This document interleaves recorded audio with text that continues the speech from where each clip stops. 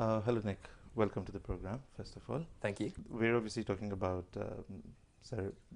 Reverend John Hugh Smyth-Piggot.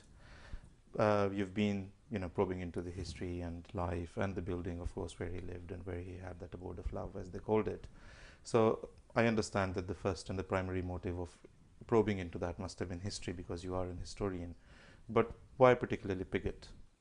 I think when you're looking at the history of a house, you get a sense of the character of the house by looking at the people who lived there. And in many ways, because it had been converted from a former stable block around about the 1910s, 1915, there's a huge amount of his personality that's infused into the bricks and mortar. When you walk in the place, you feel as though you are entering almost like a religious space. And that's partly the force of his personality, I think. So you have to get a sense of the characters who lived in a house, as well as the bricks and mortar, the documents, the archive material.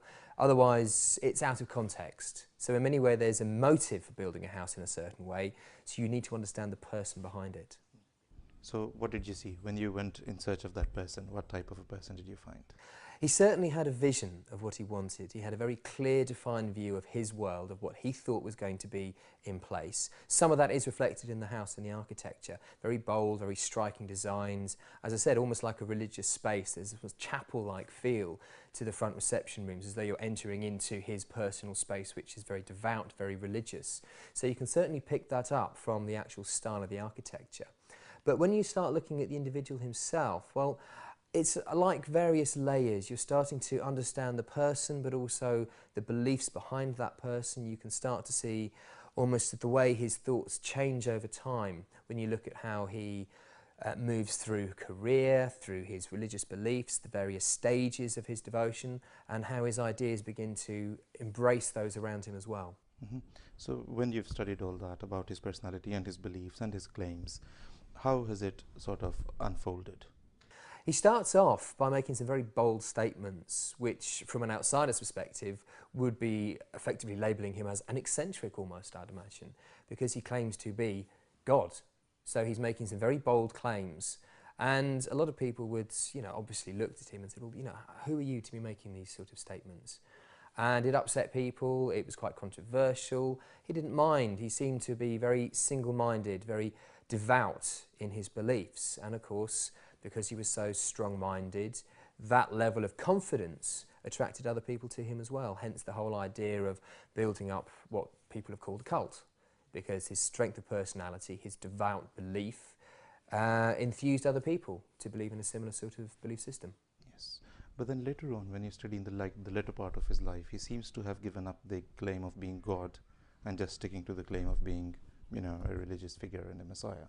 He certainly seems to modify the way he looks at the world. Now, whether that's because of his experiences in the house or through life, or the experience of actually becoming the head of what people were describing as a cult, might well have changed his outlook. And this is quite often the way that I've found researching not just him but other historical figures. You get to that level of single-minded focus and devoutness, and then suddenly there seems to be an embracing of the wider world, of how that philosophy fits in. And then sometimes the claims are what you would call downgraded.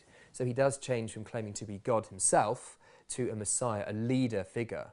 And in many ways that, I think, starts to reflect his personality, the fact that he is a little bit more malleable to other people's ideas perhaps, the sense that he has a responsibility to those who are following him that perhaps can be broadened out. So you do get a sense of a change of belief, not necessarily in the strength of belief, but in the way that manifests itself in the terminology that he uses. Yeah, great.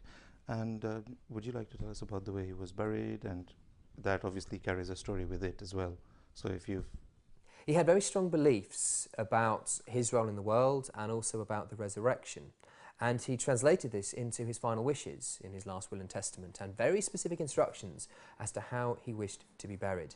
And unlike most people who are buried 6 feet down, horizontally, he wanted to be buried vertically, standing upright, ready for the resurrection, which I think must have raised quite a few eyebrows.